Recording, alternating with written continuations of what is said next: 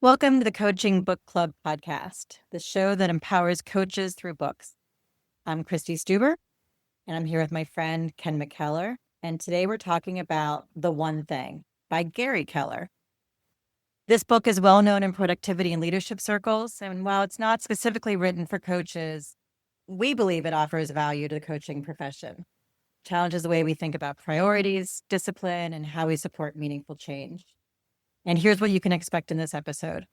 First, we'll start with a quick overview of the book, what it's about, and why it matters to coaches. Next, we'll break down some key takeaways that stood out to us. And finally, we'll explore how these concepts connect to real-world coaching challenges and help you build confidence, tackle imposter syndrome, and grow as a coach.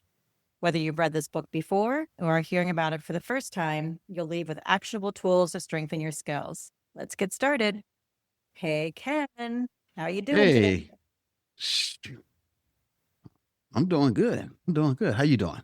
I'm doing good. What's the one thing that you liked the most about this book? Man, simplicity. That's what I like. I mean, just really simple terms with great big actionable opportunities. The one thing about this book that I liked is that it really challenged me to think about what my one thing is. And for me, that's learning. And so being able to name that helped me clearly stay grounded as a coach and communicate more transparent with my clients and what they can expect from working with me. I think that's my purpose. And so focusing on that gives me direction. So let's explore some of the takeaways that stood out and how they can enhance our coaching practices. What was a takeaway for you? One of my takeaways in this book was when it talked about it's about doing less on purpose. So you have all these opportunities to do things and you pick the one that you want to do and you do it. Yeah, so I thought that too, that, I feel like our job as coaches very often is to be thinking partners with our clients. And part of what we do is help our clients think of the next best thing for them. And that parallels with what he said, quote, you do the right thing and then you do the next right thing. And over time it adds up. He uses dominoes as a metaphor. You hit the first one, which hits the second one, and how it builds. And I feel like with our clients, if we can help our clients identify what the first thing is that aligns with their purpose, then they can find the next thing. And then again, that just sort of allows those dominoes to fall. Yeah, that's what he talks about. Forget about the multitasking. The real momentum is when you line things up, like your dominoes, or like his domino analogies. hmm And I shout out to Nancy Klein, right? Thinking partner. All right. Okay. All right. Who we talked about her a couple weeks ago. Yep. Yeah. Another key takeaway for me was about willpower. And the quote is when you see people who look like disciplined people, what you're really seeing is people who've trained a handful of habits into their lives.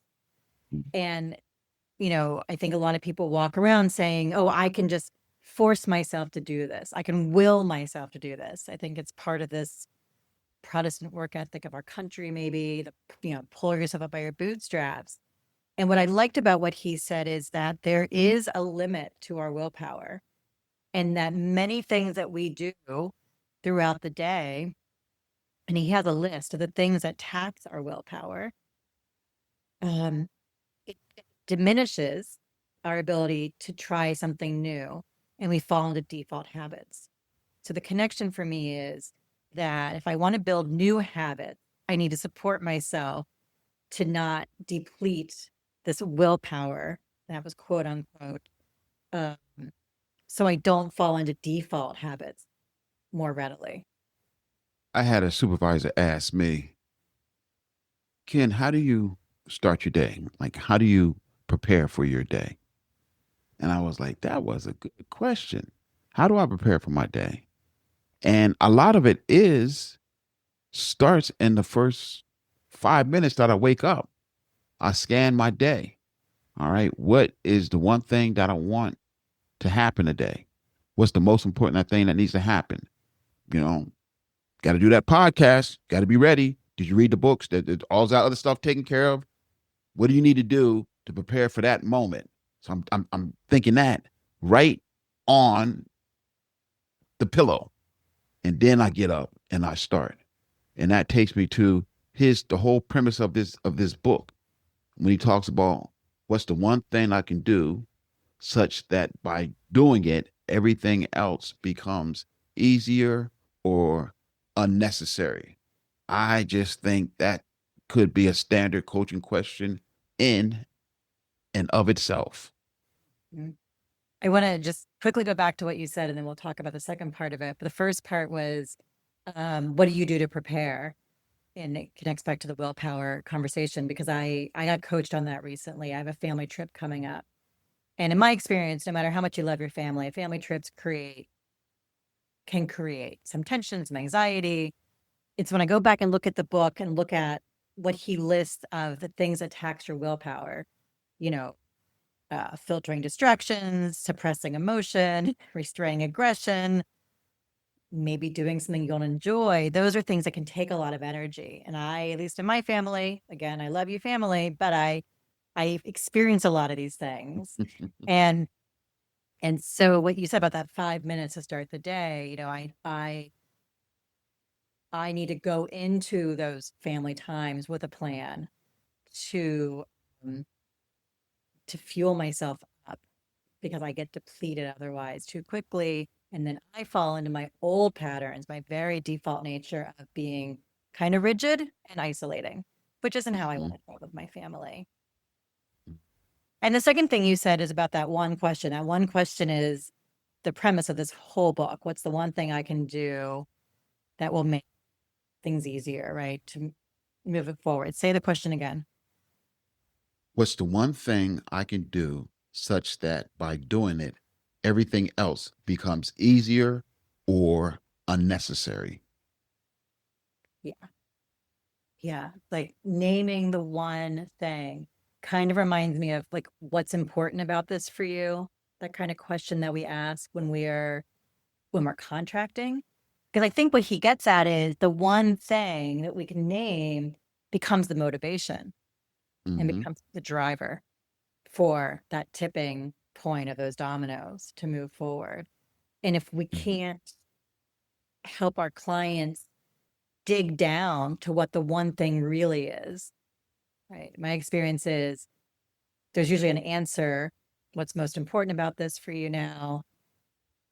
And then there's like three more levels down that really is the answer. And it's being able to dig down into that with them that makes a difference.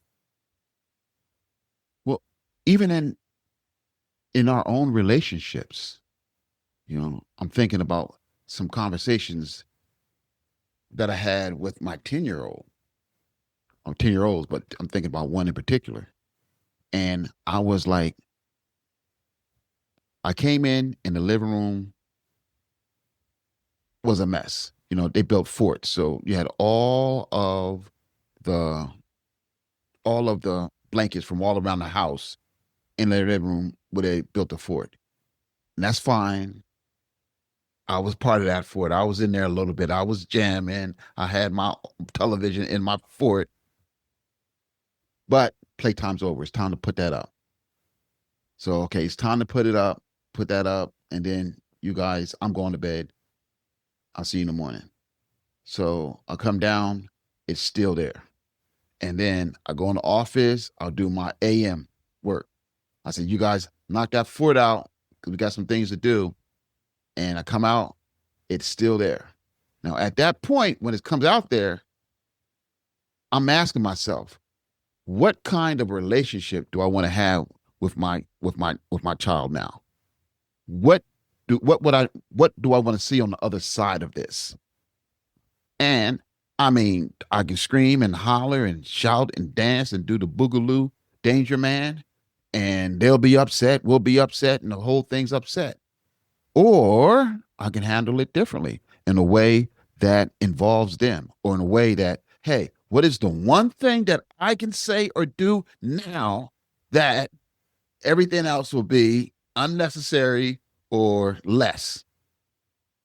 So I said, hey, what are we going to do about the sheets? Because if you don't start getting the sheets done in the next 5 minutes, I'm going to sing like Luther Vandross. A house is not a home, over and over and over again. And a house is not a home, and a home is not a house. Boy, you see kids moving around. I mean, I can't sing. I'm not. I can do some other things. I can't sing, but when I want people to move around, I get to singing. Amazing. Thank you very much. I wonder if we need to go like, I hope I don't get fined for your singing of Luther. That makes me want to move to the next part of our typical format, which is, so what do you bring into your own life? And I'm wondering then, so what's the one thing for you, Ken McKellar, that underlies that um, say of being with your kids in those moments? Well, I think when I can focus on the one thing and I can put my energy into that, magic happens, right? And it's really cool. Success doesn't always happen, but the magic happens. I can appreciate the journey. I can appreciate the conversations, or I mean, it becomes rhythmic in how we're interacting with each other, whether it's the kids, whether it's partner, whether it's friends. It becomes more of, hey, what's the one thing I want to get out of this conversation with my adult kid? Well, I just want to hear him. I just want to talk to him. I just want to just be in his presence for a minute and just bask in that reality rather than any other things that we have the opportunity to make up. Yes, yes. That parallels my learning that I'm going to apply to my life and my practice. And it's a quote that he has in the book. He says, "Mastery isn't a word we hear anymore, but at its core, mastery is a way of thinking, a way of acting, and a journey you experience." And he goes on to say, it's not the destination, it's the journey. And I think the way I heard you just say that, to me, the journey's the magic. The success Mhm. is the destination. And it's the magic, it's the journey that's really valuable. For me specifically, I've been working towards my MCC, and Hey. I know what's been really helpful for me. I mean, I'm not there yet, and that's okay. Is doing that shift that I just said, right? Before I was really attached to, I need the thing. I want those letters. And when I have shifted it to the one thing that really matters to me, which is about learning, then I can be on the journey and be motivated to stay on the journey, be excited to stay on the journey, develop habits to stay on the journey. And then if I get there, that's lovely and amazing. But it's this more sustainable effort that I've been making. That's been really useful. And so that reading the book and realizing my one thing is learning, and it applies to so many parts of my life, Hmm. makes so much sense. It sort of helped. It was like a puzzle piece that clicked things in place for me about myself. And I appreciated that from this book. Nice. Nice. Any final words for you before we wrap up? I want to thank Gary Keller. My co- my name's McKellar. The relation. You don't even spell it the same way you do. Who knows? I just want to thank you for making it simple, keeping it simple and easy to really implement into my thinking, into my life, into my coaching. Great. Thank you. And this wraps up our discussion on the one thing. We've explored how purpose, habits, and focus can transform not just productivity, but coaching presence. Whether you're working toward your next credential or simply supporting a client through a tough transition, the insights from this book can ground you in what matters most. Thanks for being here with us today. We hope something in this episode resonated with you and where you are right now in your journey. And if you enjoyed today's episode, make sure to subscribe to the Coaching Book Club on your favorite podcast platform so you never miss an episode. You can also follow us on LinkedIn for more coaching insights and updates. And if there's a coaching book you love, or maybe one that's challenged you, let us know. We just might feature on a future episode. Thanks for being part of our community. And until next time, happy coaching.